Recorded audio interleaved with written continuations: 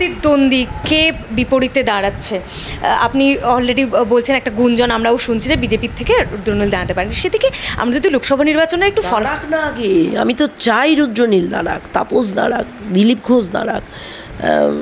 রুদ্রনীল তো সেরকম স্ট্রং কি হলো আমি জানি না, আমি স্ট্রং কাউকে চাইছি। আমি কাকে চাইছি বলবো না, কিন্তু লড়ে যার সঙ্গে মজা আছে। হ্যাঁ, পিওর।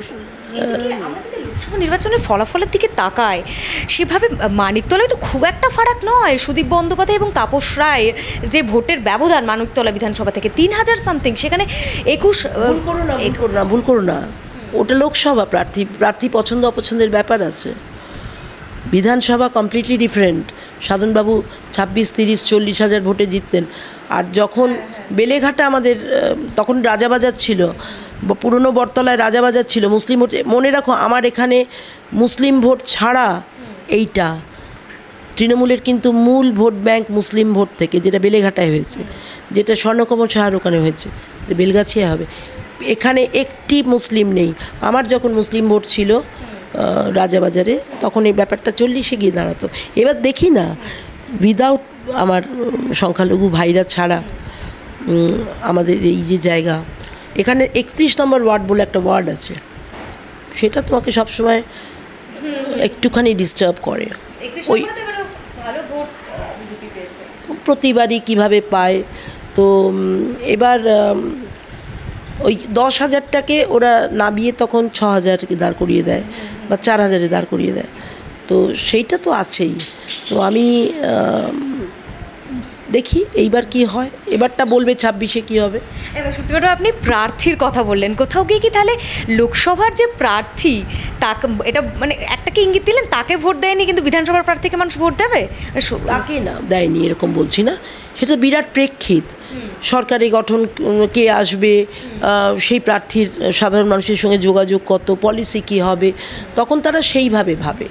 আর বিধানসভায় অনেকটাই তারা তাদের এমএলএকে কাছে পায়, দেখতে পায়।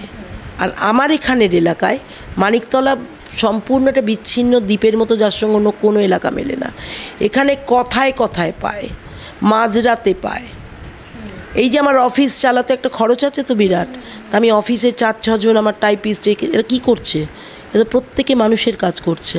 It is continuous process. আমি বাড়ি থাকি না থাকি চলে এলো, কত এই চিঠি করে দিন, এই সার্টিফিকেট করে দিন, এখানে ভর্তি, ম্যাডাম ভর্তি করতে পারছি না, একটা ফোন করুন সুপারকে, হ্যালো ভর্তি, না ম্যাডাম পাঠিয়ে দিন আপনার নাম করে। It's a continuous process. আর অন্য জায়গায় একটা সই করতে যাও তুমি, আজ নয় কাল, কাল নয় পরশু, পরশু নয় তরশু, তুমি ঘুরপাক খাবে। কিন্তু আমার এখানে তা নয়। তো এই যে ইজি অ্যাক্সেস করতে পারে এরা, এই যে আমি ইন্টারভিউ দিচ্ছি, ওখানে এরা বসে আছে, আমাদের ছুঁতে পাচ্ছে। লোকরা দেখে, যারা এসছেন, আসেন আমাদের কাছে কাজ নিয়ে, যে তোমাকে টাচ করতে পারছে কি না, নাকি তুমি আকাশের তারা। যদি তুমি পাশের বাড়ির মেয়ে, তাহলে তারা স্বচ্ছন্দ বোধ করে, তাই তো? বাড়ির মেয়ে, আপনি যেটা বললেন যে আপনাকে মা চোখে দেখেন, শ্রেয়া কি বাড়ির মেয়ে হিসেবে নিজেকে গড়ে তুলতে পেরেছে? আর দিদি ভাই বলে ডাকে, আর কিছু বলে ডাকে না। মা হিসেবে গড়ে তুলেছেন না, বৌদি, মা, যেটি যা খুশি ওদের ডাকতে থাকে, যা খুশি ডাকতে থাকে। ওদের ডাকাডাকির ওপর আমার কন্ট্রোল নেই। ছেলেরা বড় যারা হয়েছে তারা বৌদি, পুচকিরা জেঠিমা, অমুক কাকিমা, কে বৌদি, কে দিদি, কে আন্টি, যার যা মনে হয় ডাকতে থাকে। আমাদের কোনো বাধাবাধক নেই, একটা কিছু ডাকে। শুধু আরেকটা রাজনীতির প্রশ্ন আমি করব। প্রতিদ্বন্দ্বী হিসেবে আপনি বিজেপির কথা বললেন, কোথাও গিয়ে কি বাম কংগ্রেসকে হিসেবেই ধরছেন না?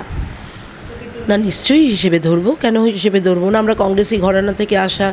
তবে এই যে বাম কংগ্রেসের মিক্সচারটা অনেক লোক ঠিকভাবে নেননি, তো ভালো চোখে অনেকে নেননি, যারা কংগ্রেসি আছে তারাও নেননি, সিপিএমরাও কম্প্রোমাইজ করেছেন। তো এখানে ছিলেন আগে সিপিএমের রূপা বাগচি। রূপা বাগচি দাদাকে অসাধারণ শ্রদ্ধা করতেন। আমাদের বিরোধী হবে কে? রূপা বললেন দাদা দাঁড়ালে আমি দাঁড়াতাম না, আমি জানতাম না।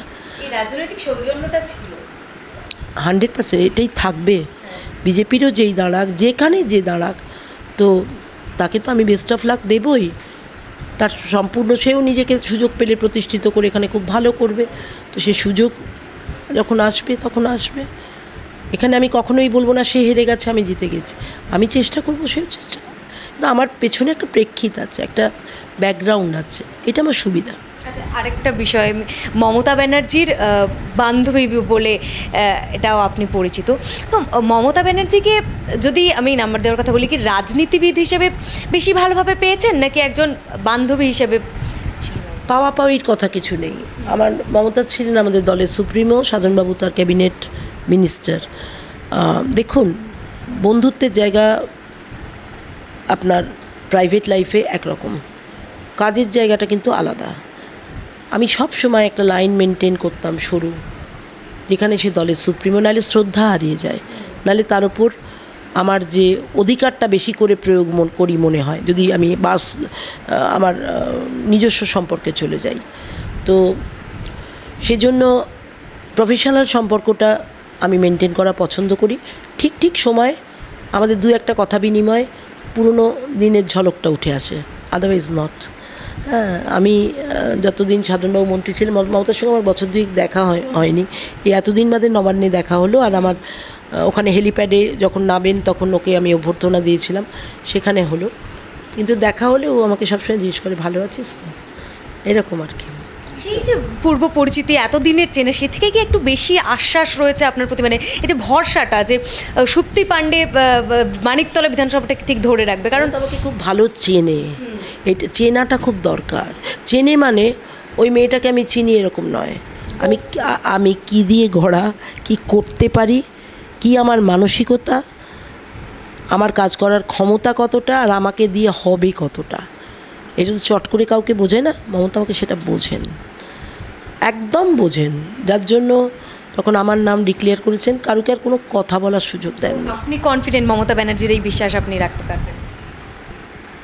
দেখা যায়, বলবো রাখবো, তারপরে রাখতে পারবো না, মমতা বকবে, তুই বলেছিলি ওই টিভিতে রাখবি, কি হলো?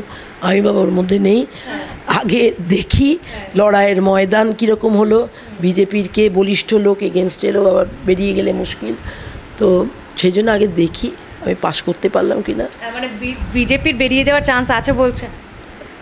আমি কাউকে দুর্বল মনে করি না, কাউকে দুর্বল মনে করি না। শুনছি সব তাবড় নাম, তো ভয় লাগছে, দেখা যাক। তাহলে সুপ্তি পাণ্ডে একটু ভয়ও পাচ্ছে এই নির্বাচনটাকে নিয়ে? আপনার যা মনে হচ্ছে তাই। অসংখ্য ধন্যবাদ ম্যাডাম।